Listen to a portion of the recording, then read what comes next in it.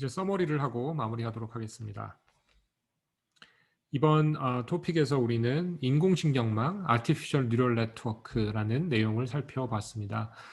일단 여러 가지로 뉴럴넷을 생각할 수 있지만 그 중에 하나는 어떤 함수, 펑션에 대한 유니버설한 어프락시메이터다 라고 이야기를 했고요. 뉴럴넷을 구성하는 기본적인 단위가 뉴런이라고 이야기했습니다. 뉴런의 계산적인 모델에는 크게 봐서 세 가지 요소가 있다라고 생각을 할 수 있습니다. 웨이트, 그리고 웨이티드 썸을 구해주기 위한 adder, 그 다음에 non-linearity를 주기 위한 activation function, 이렇게 세 가지 구성 요소가 있음을 알 수 있고요. 사실은 우리가 전에 살펴봤던 logistic regression의 이제 형태가 되겠습니다. 그래서 뉴럴 네트워크이라고 하면 뉴런의 그 연결이고, 뉴런이라고 하면 logistic regression 하는 그런 기능을 한다라고 생각을 하면 되겠습니다. 그리고 오랜 역사를 가지고 있고 컨벤셔널한 뉴럴 네트워크, 멀티레이어 퍼셉트론이라고 불리는 또는 feed forward neural net이라고 불리는 그런 구조에 대해서 살펴보았고요. 그리고 트레이닝을 위해서 백프로포게이션이라고 하는 알고리즘에 대해서도 상세하게 살펴봤습니다. vanishing gradient나 여러 가지 문제로 인해서, 그리고 데이터의 부족이나 이런 것들로 인해서 뉴럴 네트워크 자체는 오래전에 제안이 됐지만 최근 빅데이터, 그리고 GPU, 그리고 여러 가지 이제 알고리즘의 발전에 힘입어서 딥 뉴럴 네트워크 또는 딥러닝이라는 이름으로 우리에게 다가와서 매우 많은 인기를 누리고 있습니다.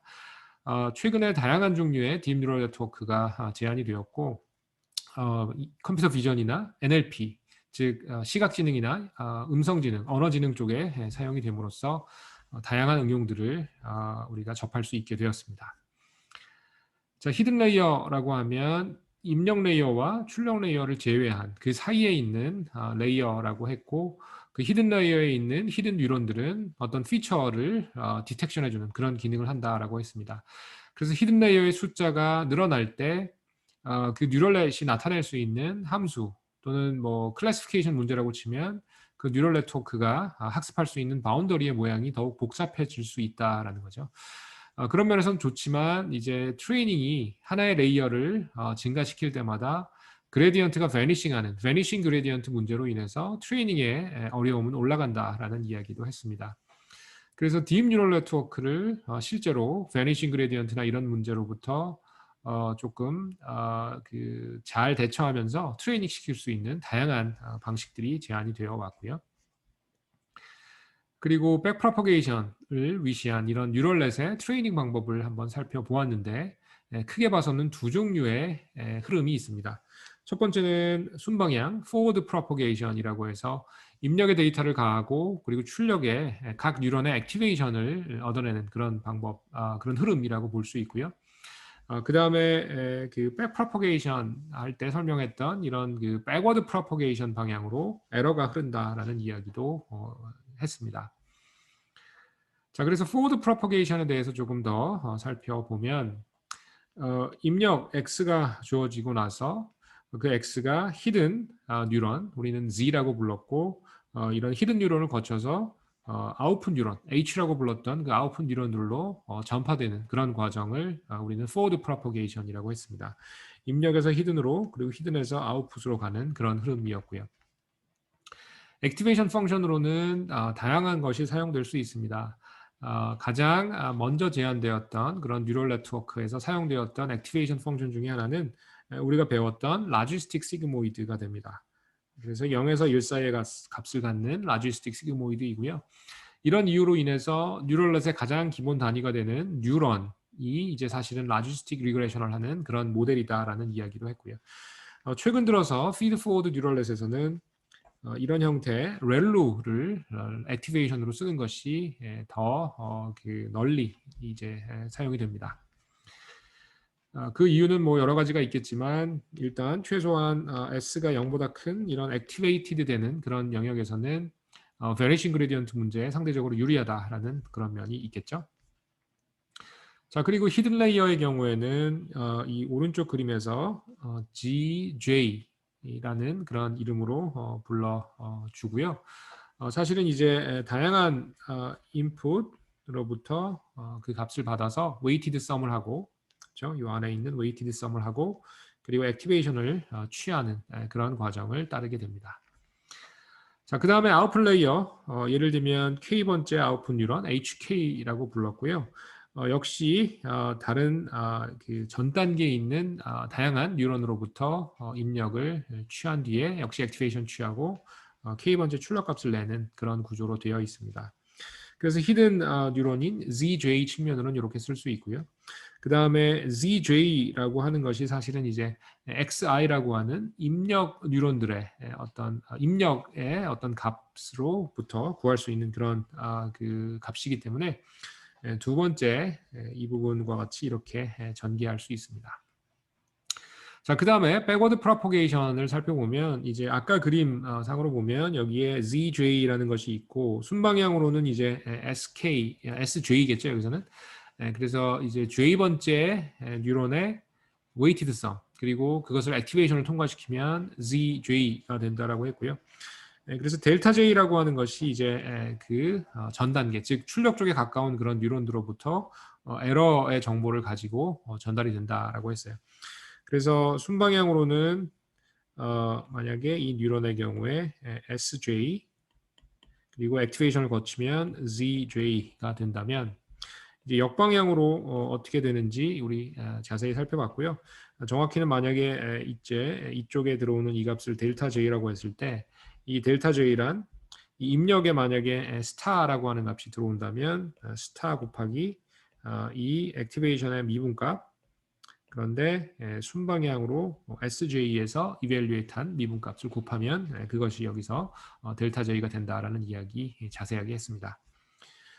자, 그래서 백프로퍼게이션을 수식으로 유도할 수도 있지만 우리가 학습한 바와처럼 직관적으로 그렇게 유도할 수도 있습니다. 자, 그래서 아래쪽 그림을 보면 일단 델타 K라고 하는 것이 K번째 아웃풋 뉴런으로부터 출발을 하게 되고 그것이 썸 게이트를 통과하니까 그대로 델타 K가 되고 곱하기 게이트 통과하니까 델타 K 곱하기 다른 입력 WKJ가 되고 이런 식으로 쭉 전파가 되어서 WJI의 이 네트까지 흘러가는 그런 과정을 자세하게 설명을 했습니다. 그래서 WJI를 교정하는데 사용되는 이 값, 그리고 보다 앞쪽에 WKJ이겠네요. 여기 타이포가 있네요. 여기에 WKJ가 됩니다. 이 부분을 교정하는 데 사용되는 그런 정보 이런 것을 자세히 알아봤습니다. 일반적으로 I번째 뉴런이 J번째 뉴런 히든에 연결되어 있을 때 그때 이 웨이트를 WJI라고 한다고 했고요. 이것을 교정하는 시그널 즉 에러를 JI에 대해서 미분한 것 이것은 입력 정보 즉 여기서는 XI 그리고 이쪽에 델타 J가 된다라고 설명을 했습니다. 그래서 이런 직관적인 방법에 기인해서 주어진 뉴럴 네트워크에 대한 백프로포게이션에 대한 공식을 잘 유도할 수 있기 바랍니다.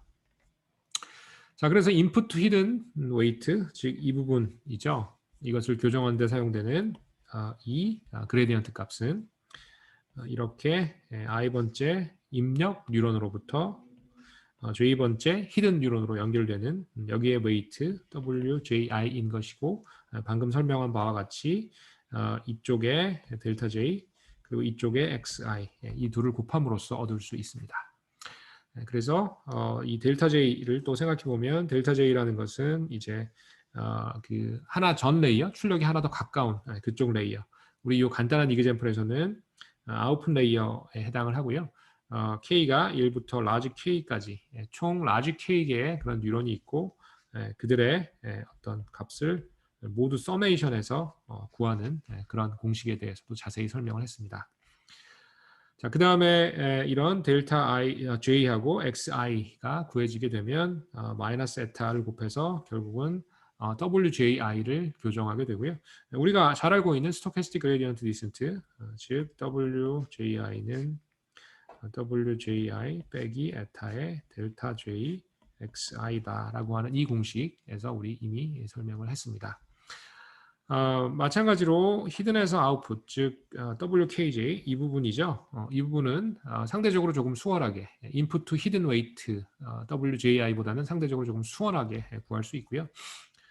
역시 이 그레디언트 값 k번째 그리고 j번째 뉴런 둘을 연결하는 웨이트가 w kj라면 위에 있는 바와 같이 델타 k 그리고 이쪽에 zj 이렇게 둘을 곱해주면 우리가 구할 수 있습니다. 그 다음에 델타 k 같은 경우에는 보다 명확하게 아웃풋 뉴런의 경우에 정답이 있고 모델 아웃풋과 정답을 비교하면 EK라는 것을 구할 수 있기 때문에 그 K번째 아웃풋 뉴런에 대한 델타 K는 보다 수월하다는 게 이거 대비 그죠? 왼쪽에 있는 이런 J번째 히든 뉴런에 대한 그 고려 대비 훨씬 간단하게 구할 수 있다라고 설명을 했습니다. 그리고 마지막으로 KJ에 대한 업데이트 이렇게 델타 KJ이고 마이너스 에타 곱하기 델타 K 곱하기 ZJ 이렇게 구할 수 있음을 상세하게 설명을 했습니다. 이것이 요약이고요. 혹시 더 자세한 내용을 원하면 복습으로 이 앞쪽 섹션에서 설명했던 내용을 다시 한번 학습하면 될 것 같습니다.